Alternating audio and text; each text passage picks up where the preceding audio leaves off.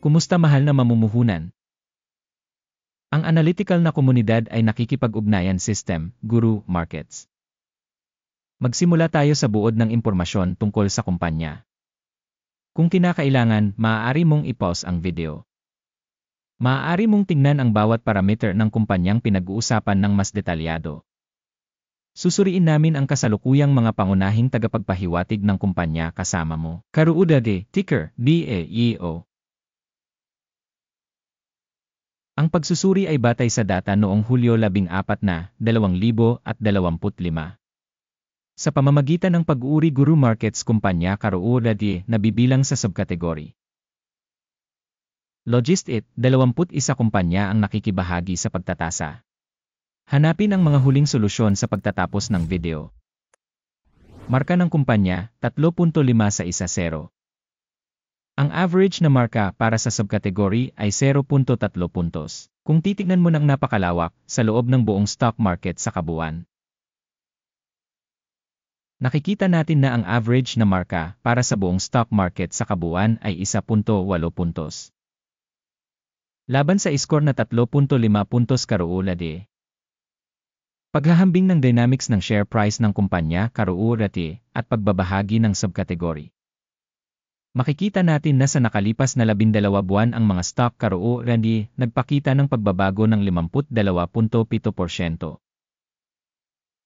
Laban sa dynamics ng presyo sa subkategory, minus 3.1%. Market capitalization ng kumpanya Karuudade nagkakahalaga ng 1.51 bilyong dolyar. Ang market capitalization ng subkategory ay $89 bilyon. Ang halaga ng libro ng kumpanya ay $0.17 bilyon. At ang capitalization ng balance sheet ng subkategory ay 19 bilyong dolyar. Sa pamamagitan ng paghahambing ng shares ng stock exchange at book value, makikita natin ang mga sumusunod. Ibahagi Karuudade sa subkategory kapag tinatasa ang market value ay 1.67%. Ang capitalization ng halaga ng libro ay 0.01%. Pagsusuri ng market share ng kumpanya at halaga ng libro sa subkategory, masama, minus 1 puntos. Ang mga pananagutan sa pananalapi ng organisasyong nasa ilalim ng pag-aaral ay umaabot sa $0.033 bilyon. Ang mga ratio ng utang sa halaga ng libro ay kumakatawan sa 23% ng equity ng kumpanya.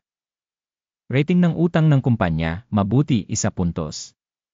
Ang ratio ng halaga ng stock market ng kumpanya sa mga kita ay 30, na may average sa subkategory na 270.5.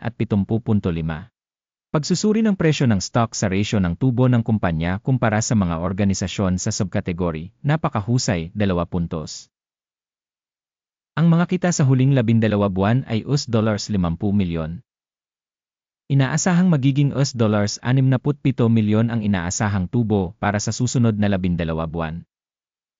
Pagtatasa ng inaasahang mga tagapagpahiwatig ng kita sa hinaharap kumpara sa mga kumpanya sa subkategory, mabuti, 0.5 puntos. Ang ratio ng presyo sa kita ng kumpanya ay 6.1. Ang average sa subkategory ay 2.7. Pagsusuri ng presyo ng stock ng kumpanya sa ratio ng kita kumpara sa mga tagapagpahiwatig ng mga kumpanya sa subkategory, masama, minus 1 punto. Ang kita sa huling 12 buwan ay $250 milyon. Ang hinaharap na kita para sa susunod na 12 buwan ay inaasahang magiging $310 milyon. Pagtatasa ng inaasahang tagapagpahiwatig ng kita sa hinaharap kung ihahambing sa mga tagapagpahiwatig sa subkategory, mabuti, 0.5 puntos. Ang marginality ay 20.2% na ang average para sa subkategory ay 1%. Pagtatasa ng kakayahang kumita kumpara sa mga tagapagpahiwatig ng subkategory, mabuti, 0.5 puntos. Ang bahagi ng kumpanya sa mga tuntunin ng bilang ng mga tauhan sa subkategory ay 2.056%. Na 21% higit sa bahagi ng market capitalization. Ang halaga ng kapital para sa bawat empleyado ng organisasyon ay katumbas ng $345,000 at sa subkategory ay mayroong $417,000.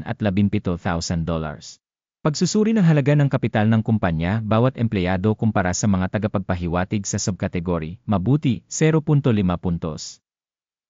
Ang halaga ng tubo sa bawat empleyado ay 11.5 libong dolyar. Na may average para sa subkategory, 1.5 thousand dollars. Pagsusuri ng kita sa bawat empleyado kumpara sa mga tagapagpahiwatig sa subkategory, mabuti, 0.5 puntos. Ang dami ng kita sa bawat empleyado ng organisasyon ay 57,000 dolyar. Subkategory, 155,000 dollars. Pagsusuri ng kita sa bawat empleyado ng kumpanya kumpara sa mga tagapagpahiwatig sa subkategory, passable, 0 puntos. Ang mga ibinebentang pagbabahagi ay 1.1% na may average para sa subkategory na 14.5%. Tagapagpahiwatig 14 na nagpapakita ng antas na 47% para sa kumpanya karoolade, habang para sa subkategory ang antas ng RC, 14 na, ay 62%. Ang aktual na pagtatasa ng stock ng kumpanya ay nasa $48.70. Ang target na presyo ng pinagkasunduan para sa mga pagbabahagi ng kumpanya ay nasa paligid ng $55.87. Punta tayo sa order table, available ito, nasa pin comment ang link dito. Ang talahanayan ng pagkakasunod-sunod ay naglalaman ng ganap na lahat ng mga desisyong tinatanggap ng publiko sa isang partikular na panahon ng sistema ng sanggunian para sa pagsusuri ng mga pagbabahagi Guru Markets. Ang pag-access sa talahanayan ng order ay ganap na libre at bukas, link sa nakapin na komento. Bilang resulta ng pagsusuri ng mga securities ng kumpanya karoolade. Sistema ng impormasyon at sanggunian Guru Markets, ang sumusunod na desisyon ay ginawa. Magbukas ng buy trade sa presyong $40. Bukas ang order dahil medyo maganda ang valuation at price trend ng kumpanya. Ang pagtatasa ng kumpanya ay isinagawa gamit ang pamamaraan ng pagtatasa, ang index ng AKIM. Ang take profit ay nakatakda sa 60.07.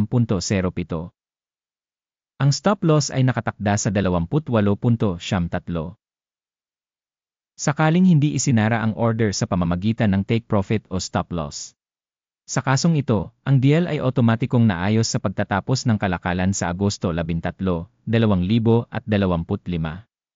o sa huling araw ng kalakalan bago ang tinukoy na petsa. Ticker, LIL ay isang balancing order upang ibenta. Ang video sa pagkakasunod-sunod ng pagbabalanse ay naipublish na sa channel na ito. Sa kaso ng pagsasara ng alinman sa mga order, ang pangunahing o pagbabalanse. Ang isa pang order ay naayos sa huling presyo. Maraming salamat sa madla sa panonood hanggang dulo at sa paggamit ng impormasyon at reference system mula sa Guru Markets.